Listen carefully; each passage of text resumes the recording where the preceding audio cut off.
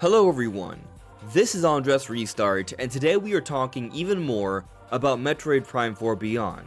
I'm recording this on a Saturday. The game comes out next Thursday. We are getting closer and closer to the release.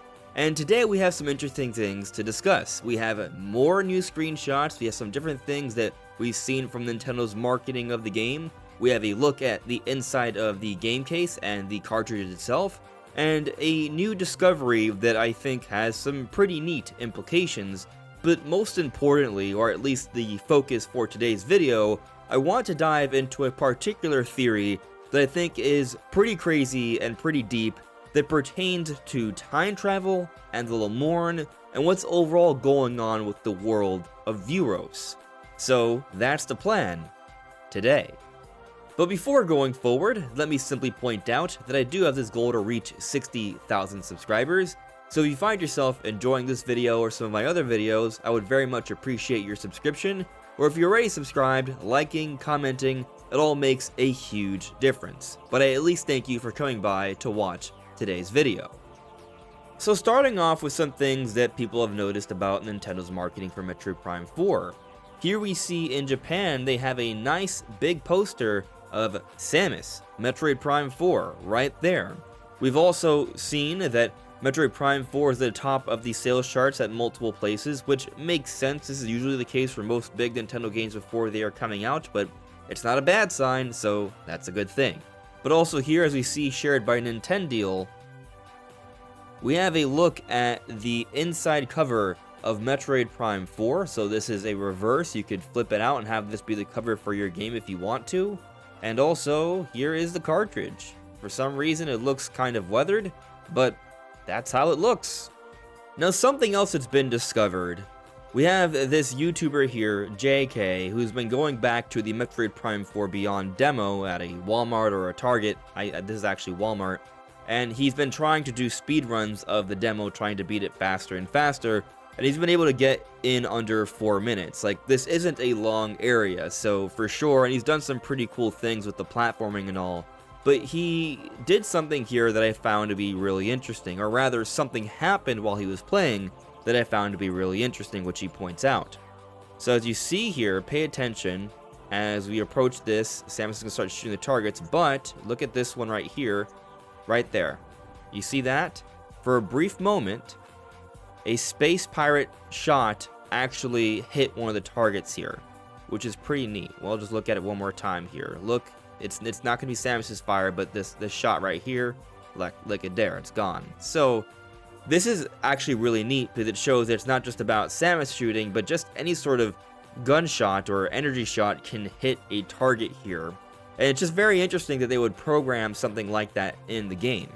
It's just one more example of the extra level of detail that Metroid Prime 4 has. But let's now move on to talking about the latest new screenshots that have come out from Nintendo today. So these screenshots are coming from the flare pool area. As you can see here, this one we've seen before, but these next few are new. So here we see this area where it looks like you could do something with the morph ball, because it looks like right here, you could enter with the morph ball, and it almost looks like you could boost into whatever this hole is right here, so you'll be shooting in. I assume it's some sort of morph ball puzzle. That's really all I can make out from this one screenshot here with the evidence we have so far. However, with this next screenshot, things start to get a little bit more interesting, because we can see here there appears to be some massive drill. So this is in an environment where they are manufacturing something. I believe they are extracting a certain energy source. And I'll get to that because, actually, before I do, I noticed that it looks like almost there's like some sort of crack here, so that is interesting. But here, in this room, we see the lava that has the lava color, but also this lava, as we've seen from prior shots and prior footage, has green in it as well. But notice here, there is already some green. So I think this is an extraction room where they actually use this room to filter in all the lava and extract that green energy. But this is where the big crazy theory begins. So we've actually seen during the overview trailer, when they're showing off different things you can scan, one thing that is scanned by Samus is this Lamorn processing tank. It prevents solidification and manages composition of lava-extracted green energy. It is made of tempered glass, so the tank itself is made of tempered glass, but here they have this green energy that was extracted from what I assume is actually this room right here that we've been talking about. But I believe this is actually a bigger deal than you might think. So one, going back to the Lamorn processing tank, it is a Lamorn processing tank. In other words, it's Lamorn-made technology to process, presumably, just this green energy here. It's possible that it could have been used for something else, but when you have an entire facility built in the flare pool region to process this lava with this green energy, it suggests an intent there from the beginning. Not to mention, we also have the ice belt where we have this giant frozen lab where, yeah, we have these processing tanks. But also in this lab, we find the ice variant Grievers bursting out of these pods. And we see that there are other Grievers that are just in the pods, suggesting that there was something going on there. We even see what appears to be like a surgery room where perhaps they were experimented upon. And if you've been following me for a while, you may have already heard me say this several times, but I do believe there is a connection between the Grievers, these abhorrent monsters we've seen throughout Metroid Prime 4, and the Lamorn, this ancient species that appears to no longer be around because we only see them in ghostly form, for the most part. And so the reason before this point why I felt they've been connected is because from an anatomy perspective, there are similarities here. They both share the tentacles on their head, they both share multiple sets of arms, but also the Lamorn have a giant psychic gem on their heads, and the Grievers have a little hole where there could have been a giant psychic gem. So it seems like there might have been a divergent path at one point or another. But now, considering what we've been looking at here from the Ice Belt lab, where it looks like the Grievers were actually experimented upon and perhaps genetically mutated, because we actually also see other scans talking about how they were messing around with genetic mutations, it seems like there's a strong chance that the Lamorn were experimenting on variants of themselves and they created the Grievers. And this actually becomes even more believable because we've actually seen with the Grievers that they seem to have some sort of green internal energy. There are even some that are extra green, which seems to pertain to this green energy here, which has been processed by Lamorn technology. So there's definitely absolutely a connection here. But things get weirder when we consider this scenario. So yes, we also know that the Lamorn, or at least one of them, when Samus lands on planet Viewros, or is portaled over, she is granted psychic powers. So we see cases where the Lamorn are seemingly helping Samus, but also they are requesting assistance of Samus. But at the same time, we've seen with the marketing with Metroid Prime 4 from some of the websites and some of the scans and such that there is a questioning of who is your friend, who is your foe. Is it totally clear that Lamorn are completely on our sides? If we're seeing evidence here where the Lamorn have had something to do with the creation of the Grievers, which are very threatening monsters, I think it's absolutely valid to bring their allegiance into question. But I believe there's far more to the Lamorn than this. This was an advanced civilization that is no more. What happened? That's one of the big mysteries I assume we'll find out as we play through Metroid Prime 4. But we have learned something from one of the previews that provides some very interesting insight as to some of the Lamorn. So, there is a scan found in the early area of Fury Green of this character known as Shay, and here it reads, the only female member of the Lamorn priesthood and the first to understand the structure of space and time. Her insight led to a method of moving across space-time and, in turn, the invention of the teleporter. And so there are several huge points here.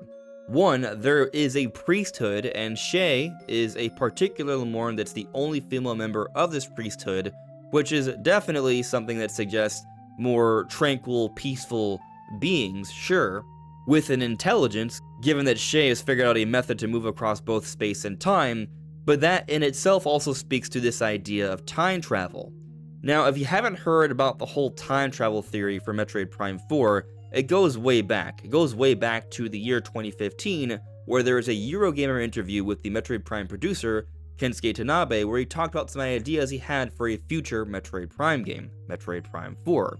He talked about a relationship between Samus and Sylux, and he also talked about there being time travel after shortly speaking on the idea of a light and dark world for Metroid Prime 2. So it was hinted at that the time travel could even have to do with the gameplay. But fast forward to now, we now see a game where clearly Sylux is playing a significant role, just like what Tanabe had suggested many years ago, over 10 years ago. But also we have seen several signs of there being some form of time traversal. One, it's mentioned that you travel across space and time in the back of the box art for Metroid Prime 4, but also the logo of the game is in the shape of a black hole, which is also in the shape of the artifact, which seems to teleport all these characters to another land. But then this other land has an ancient history and also has Federation technology that appears to be very old. Like in the preview, we even have Mackenzie making mention that this giant mech has been through a lot, and he's confused as to why, because they all just landed here recently. And now we have this entry about Shay, this female Lamorn, who has literally created a teleporter that helps you to move across both space and time. But we actually have more. When I played the demo of Metroid Prime 4 and scanned the artifact during the Abrax boss battle, I saw the scan mentioned that the artifact was actually found on planet Tanamar. So this area to start the game where Samus lands and she's exploring it all and it appears to be just kind of like a barren wasteland with rocks, where we find the Federation experimenting on this device, they found it on this planet. And when it is shot by Sylux, it leads to this teleportation of all these characters to planet Viewros. And so we go back to logbook entry of Shay being the inventor of the teleporter, where she understood a method to travel across both space and time. It does lead me to believe that what happened here is that we traveled way into the future. So planet Tanamar is the ancient past of Viewros, and we've traveled so far into the past that you have this entire new race of Lamorn, and they created a advanced civilization, and then they died out. That's how far to the future it appears we have gone. Now, it's possible it's not the same planet far into the future, because there is a mention of traveling across both space and time. So this could also be a different space. That is certainly possible. But I go back to the desert. I've already mentioned that we found Federation tech that is really old for some strange reason.